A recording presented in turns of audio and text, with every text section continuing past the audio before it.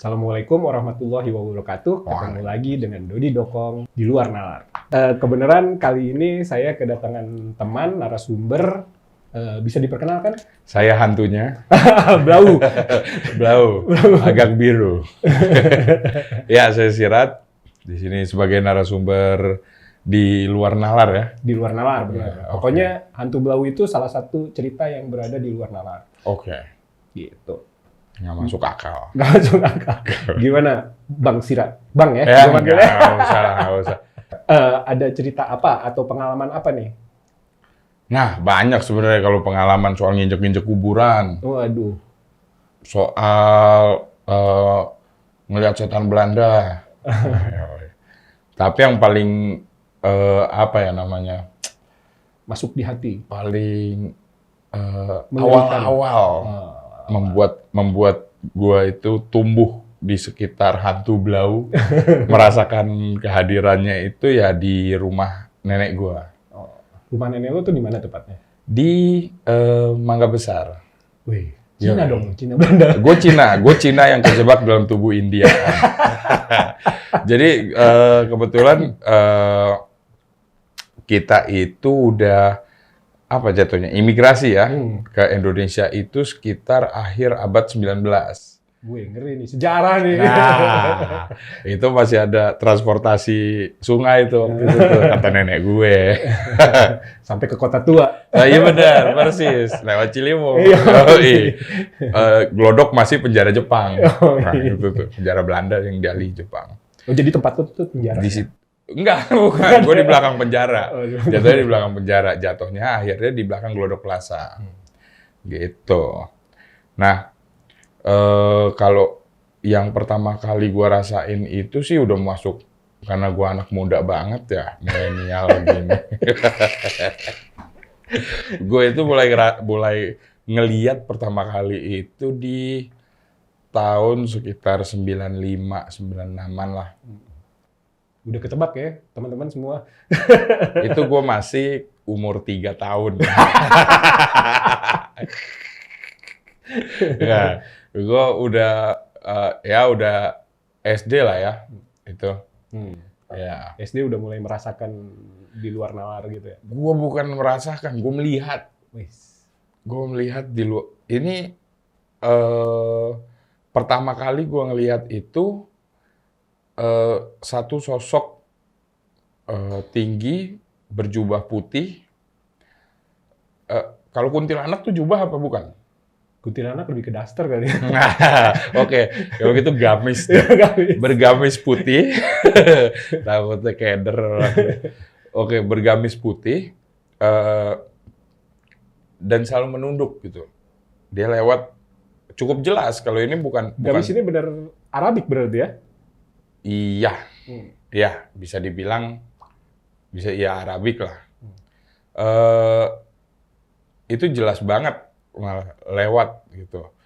Nah setelah dia lewat, otomatis sebagai anak kecil yang polos kan saya, ya inilah ya takut,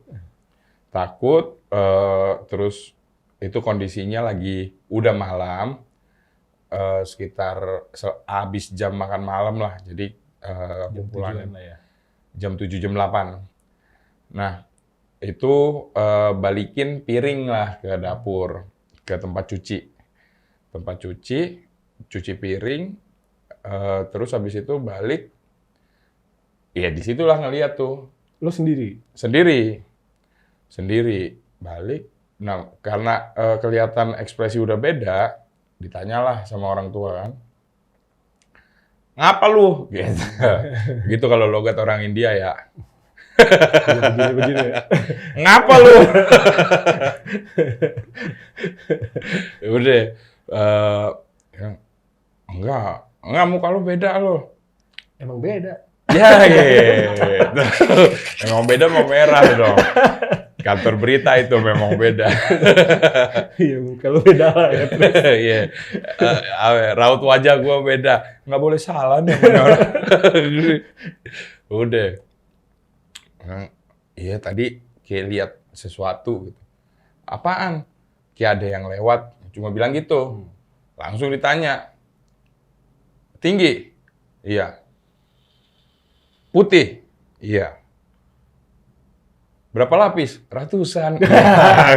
Tingginya tuh semana? Tinggi itu kurang lebih 2 meter lah. Oh, tinggi ya berarti. Tinggi, ya. tinggi. Putih? Iya. Kayak gemuk gitu? Iya. Laki? Iya. Kelihatan mukanya nggak? Enggak. Kakinya? Enggak. Itu memang dari dulu di sini. Waduh. Langsung yes. Itu antara tenang atau ya tenang sih sebenarnya lebih tepat nih Karena lu ngobrolnya sama nyokap. karena sama nyokap. Tapi pas lagi lu ngelihat sendiri, Pas gua ngeliat sendiri mah takutnya amit-amit. Pucet lah jatuhnya mungkin kalau orang ngelihatnya ya. Tapi ya karena udah dikonfirmasi sama nyokap dan abis itu mulai dijelasin lah bahwa itu katanya memang penunggu rumah lah bisa dianggapnya gitu katanya. Itu awalnya. itu awal yang Itu pertama kali awal. kejadian di rumah nenek lo itu ya. Ya, betul. Betul. Itu pertama kali kejadian di rumah nenek Dan lo gua. masih kecil lah, pigik lah bisa dibilang gitu ya. Iya, betul. Ada kejadian berikutnya dong.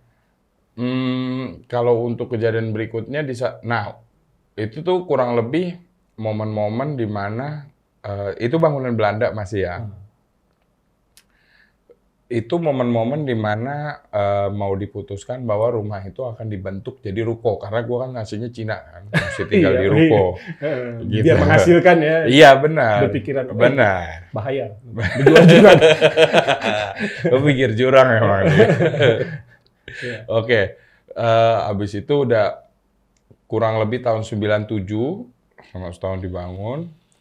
Nah, pas dibangun ini, rumah kan diratain dong. Oh, bongkar total. Bongkar total. Bontot. Ya. Abis itu, kita suka dapat laporan tuh dari, apa namanya? Tukang atau Tukang ya, tukang yang kerja. Itu karena areal ini ya, apa, bukan industri juga, area dagang ya, pasar gitu. Jadi lebih bisa beraktivitasnya malam, tukang-tukang itu. Nah, malam itu banyak kejadian yang kayak tahu-tahu ada suara dentuman kencang. mungkin di paku bumi. Bukan paku bumi, masalahnya itu paku bumi belum datang. Dia masih ngeroboh-robohin doang nih. Masih paku bumi itu kan fondasi ya? Fondasi. Iya, belum. Dan alat berat itu. Iya, mesti alat berat dulu masuk. Nggak ada ini, belum alat berat belum masuk. Nah, ada suara dentuman kencang. Itu ada satu kuli ada satu tukang yang ngelihat katanya tahu-tahu ada sosok yang jempolnya itu setinggi langit, jempol kakinya.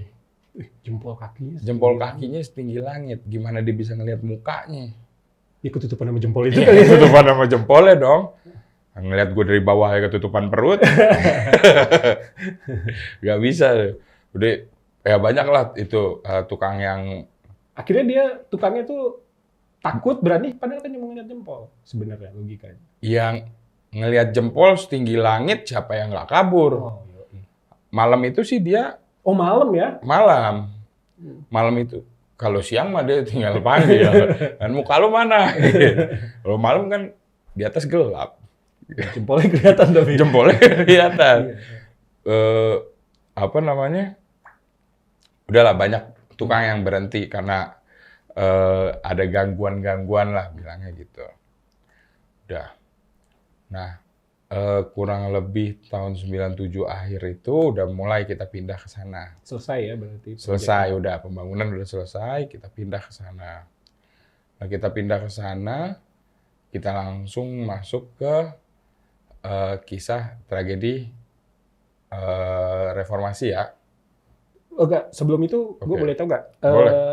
Kan ini banyak kejadian ya, tukang-tukang itu tadi. Tukang-tukang Nah, ya. ada nggak lu mencoba, lu kan pasti denger dong udah berapa kali gonta-ganti tukang. Iya, segala macam. betul. Lu denger kan, berarti kan ada penunggu di situ kan, dan lu waktu kecil juga tahu di situ ada penunggu. Ya. Ada sempet nggak lu, keluarga lu mencoba untuk meruqyah atau apa gitu rumah itu di... Kalau keluarga gua itu modelnya yang kayak kalau misalnya lu sampai diganggu, berarti lu yang ada masalah sebenarnya. Gitu, karena ya gitu, kita terbiasa berhadapan sama alam dimensi lain, dan mereka nggak mengganggu kita gitu. Atau lo sempet nggak ngedatengin orang gitu, ngecek rumah lo, ada kejadian apa sebelumnya gitu sampai? Yang kita pastiin karena kontraktornya itu kan Cina ya, jadi yang kita pastiin ini udah diobrolin sama ahli Feng Shui belum? Gitu. Kan kita tinggal di area Glodok juga ya. Ya sebagai Cina juga saya. Ya kita mesti obrolin juga karena Feng Shui, Hong Shui itu kan memang ada ilmunya ya. Gitu. Dan itu akan berpengaruh nanti ke usaha juga ke depan, apalagi kalau mau dijual tempatnya gitu. Itu memang mau disewakan. Jadi itu kita cuma lewat situ aja, nggak ada. Lewat aja ya.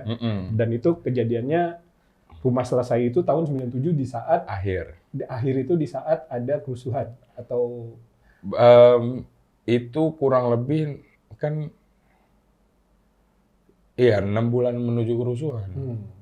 Ada kejadian lagi? 6 bulan menuju kerusuhan itu enggak, cuma di situ tuh rasanya beda gitu. Ya karena bentuk bangunan baru, kita mikirnya ya ini perasaan kita aja. Tapi kalau misalnya pengajian itu kita lakuin, selamatan rumah itu, cuma nggak biasa orang nanam pala kebo gitu enggak gitu, enggak. Coba tahlilan lah gitu. Tahlil rumah ya biasa. Nah, udah selamatan sih sebenarnya, bukan tahlilan ya. Jadi dianggap waktu itu udah aman lah ya ceritanya. Udah aman. Tapi ternyata jeng. Nah, ini urusan di rumah aman, urusan negara lagi nggak aman saat itu. Ya, itu bisa dibilang kita masuk langsung ke kondisi itu ya. Di saat kerusuhan itu lagi ada pameran alat gym, sama pameran handphone elektronik. Elektronik itu ada handphone, ada TV, ya standar lah Glodok, tapi yang lagi pamerannya itu, dan launching ini LG, Star Trek, yang lipat itu tuh. Motorola. Tapi itu LG Shining. Nah, udah 13 itu pecahlah kerusuhan siang. Itu udah kondisinya ya karena sekitar itu juga ada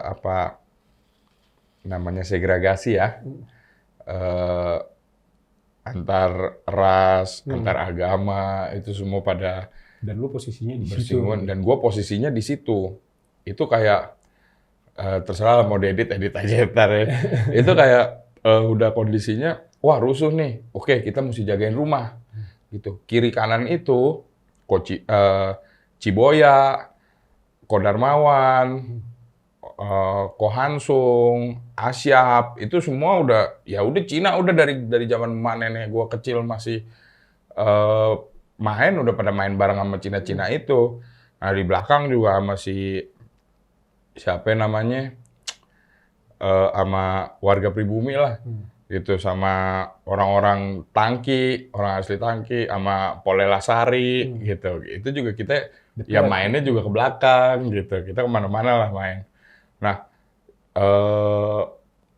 di saat ada kejadian seperti itu, kita disekitari warga pribumi yang kesel sama warga Cina sebelahnya.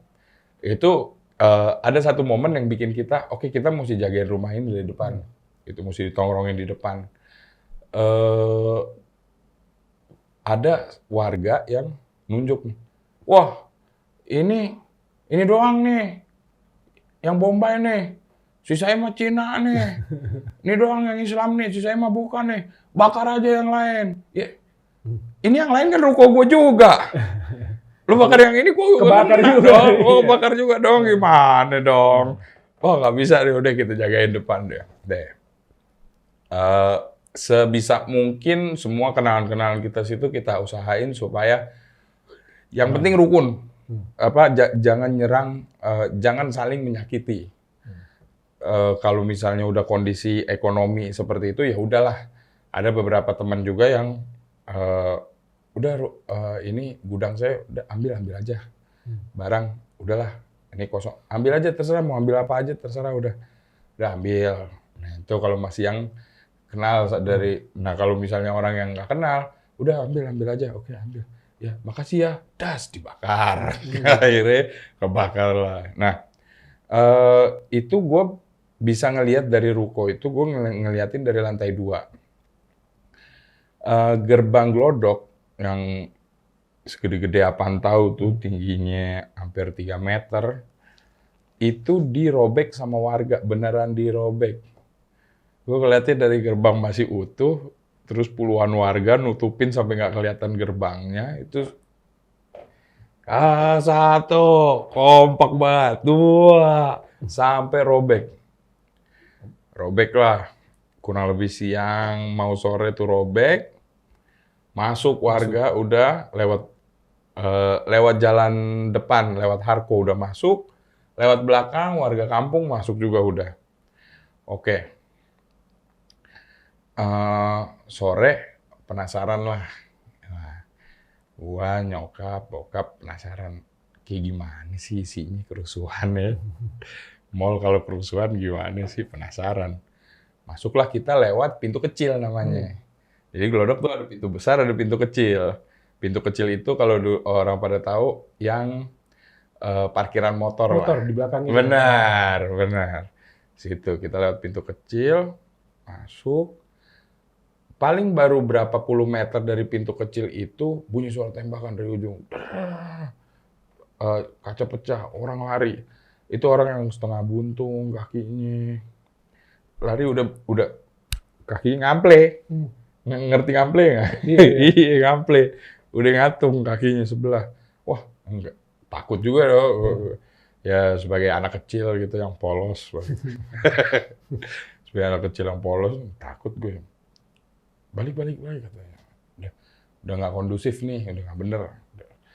Udah waktu dari awal emang udah nggak kondusif. Kenapa dicoba-coba? Ngapain nyobain masuk? Iya, unik juga ente pade. Udah, kabur lah kita, balik lagi. Udah, itu asap hitam itu mulai dari sore. Udah kelihatan. Bakar itu berarti ya? Udah nyala, habis. udah nyala. Asap hitam udah nyala. Malam itu glodok terbakar, ruko gue yang terang. Terang maksudnya api? Terang api. Oh, oke. Saking gedenya itu api.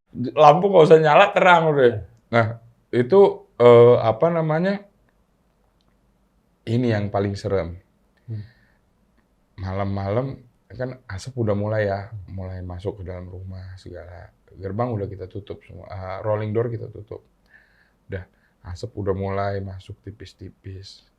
Nah, kira-kira jam 10-an gitu, ada suara dari atas, langkah.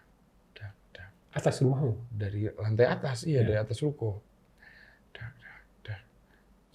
Seret, kayak suara pegangan di handle kan. Seret. Wah, siapa nih? Ya kan? Kita kondisinya udah siapin surat-surat semua, pokoknya ada apa-apa kita kabur aja. Ini entah rampok, entah apa. Perjanjian setan yang dulu, ya kan, kita nggak. Udah pokoknya semua ngumpul aja deh. Udah turun lah, set. Kita tungguin aja. Nggak lama, anaknya Ciboya turun. Gimana nih sini pada aman? Padahal gue udah merinding nggak jadi. Anaknya Ciboya. Taunya kita lewat dak bisa sebelah-sebelah ngecek-ngecek, iya. Batman doi. Ngecek-ngecek. Gimana sini aman? Aman, situ aman. Gimana aman kok? Aman, masih aman. Sejadah dong. Nih sejadah. Mau ditulisin nggak? Ini Lafaz, ya udah ya boleh. Lompat ke sebelah, nulisin Lafaz, udah aman.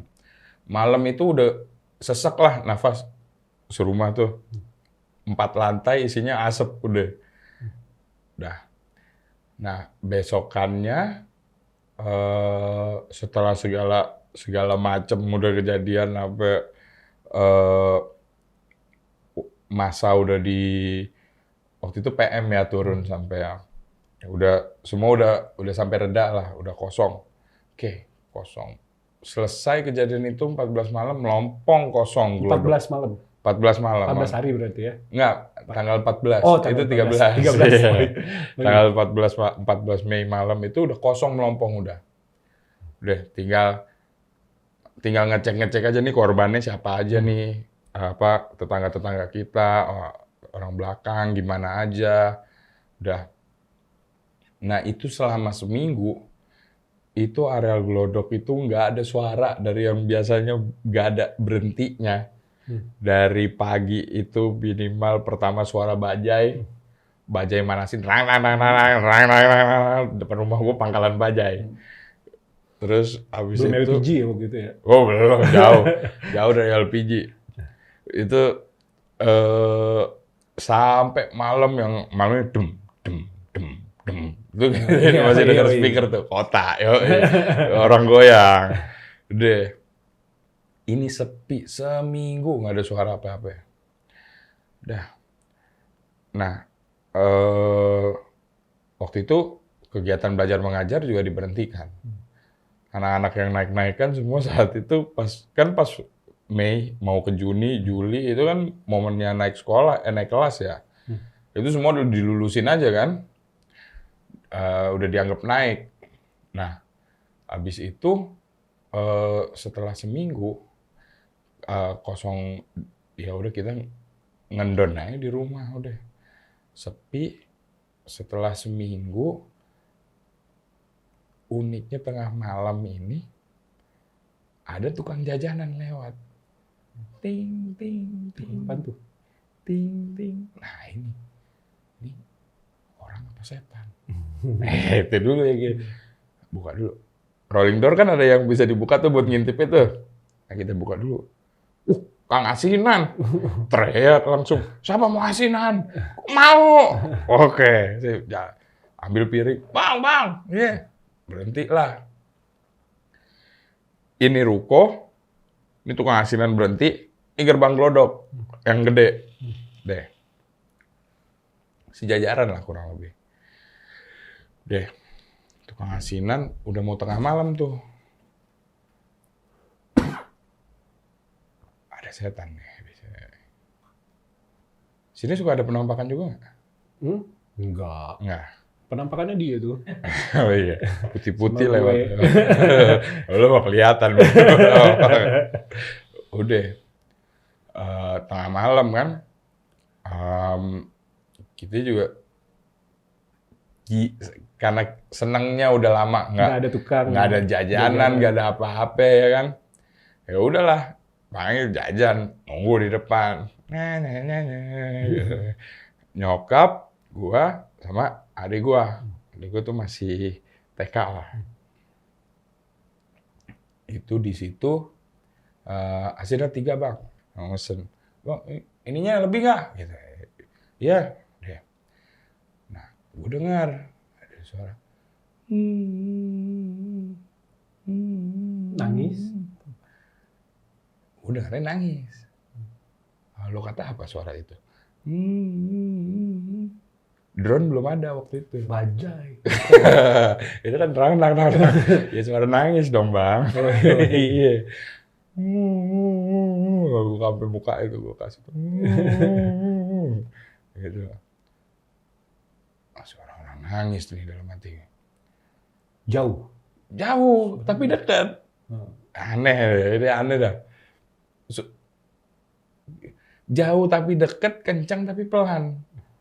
Enggak, ya namanya di luar nalar ya. Pas nih di sini di luar nalar nih gitu. Udah. Berdasarkan pengalaman gue sebelumnya, gue lihat-lihatan dah sama nyokap gue. Nyokap gue ngeliat gue, wah denger juga berarti dia. Oke. Oke, kontak batin nih. Deh, ngeliat abangnya mulai gerasa gerusu nih. Deh, asinan toto banyak aja tiap piring. Tumben bang lewat ini. Iya bu, udah lama nggak dagang bu. Gimana nyari masukan juga? Oh iya. Anjing lama gua.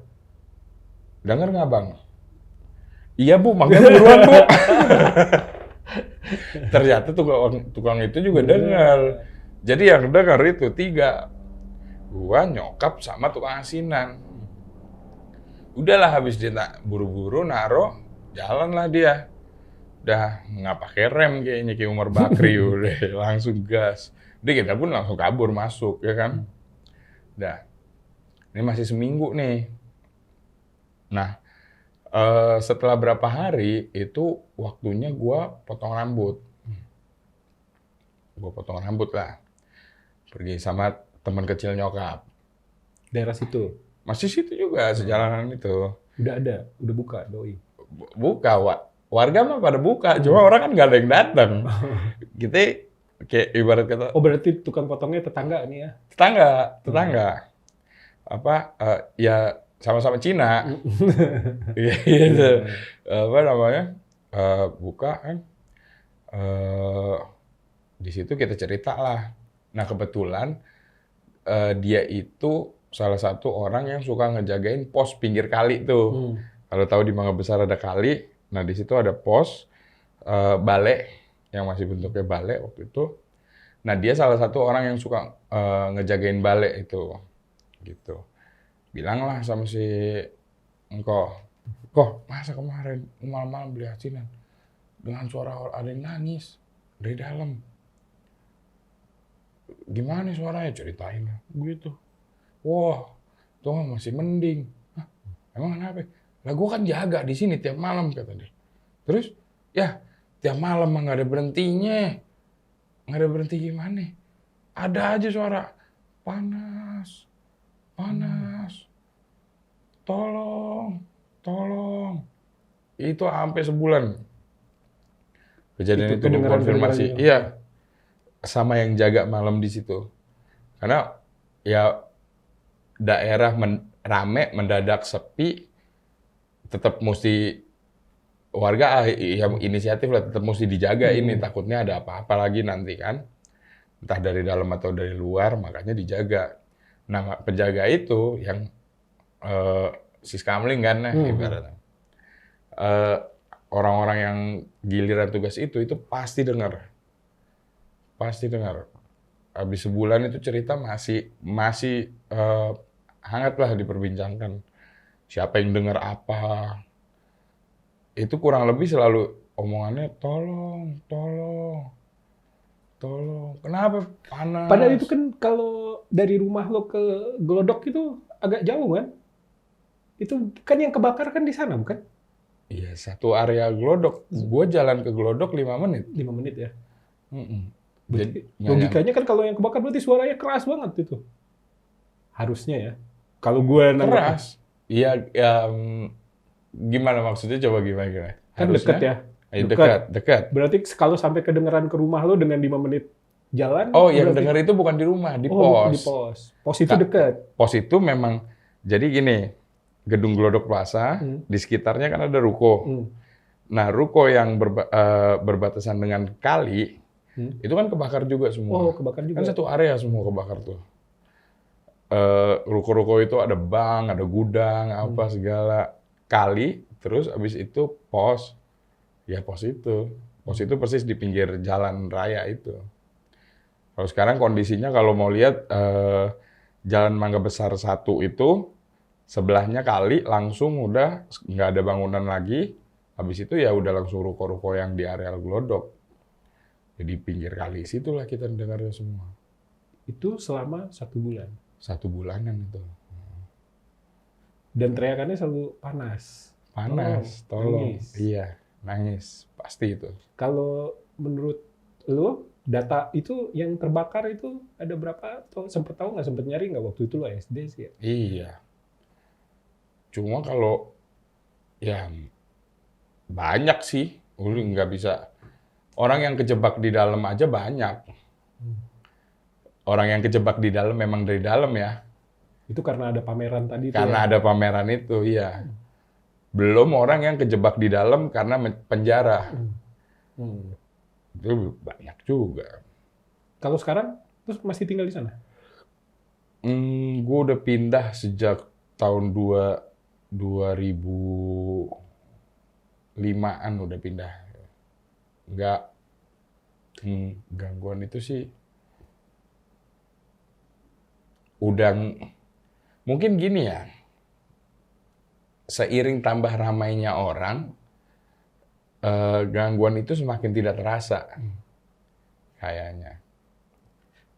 Tapi maksud gue, lu nggak ngerasain gitu ya? Lu kan yang tinggal di sana gitu.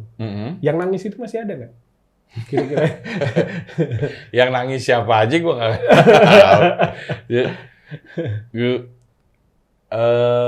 Gini deh, area situ tuh yang gue kenal dulu. Kalau mau nonton film bioskop itu ada di Krekot. Krekot, ya. Iya, 21 Krekot. Sekarang itu jadi hotel kalau nggak salah. Nah itu ya, gua nggak tahu deh, ada nggak tuh setan kepanasan juga sampai sekarang. Logikanya sih harusnya sama lah ya. Mestinya harusnya sama. Cuma boleh juga tuh kita wawancara tuh nanti tuh setan pegawai-pegawai hotel itu. Tapi hilangnya begitu aja karena keramaian yang sudah mulai ada ya sekarang gitu ya. Berarti kan udah mulai aktivitasnya lagi gitu. Seiring tambahnya keramaian. Penampakan nggak ada?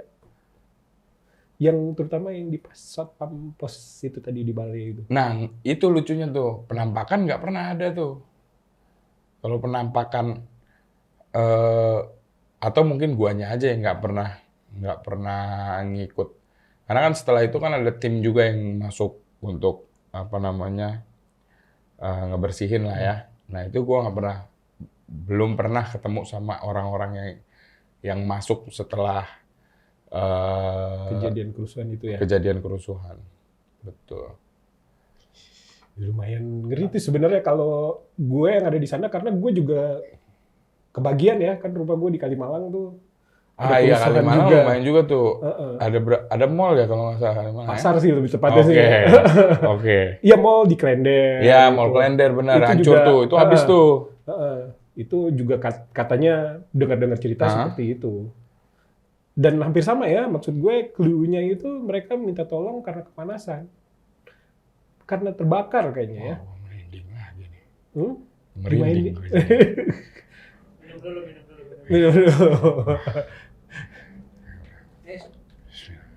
Di endorse sama. Oh ya, ini kita di endorse nih sama kecap ABC.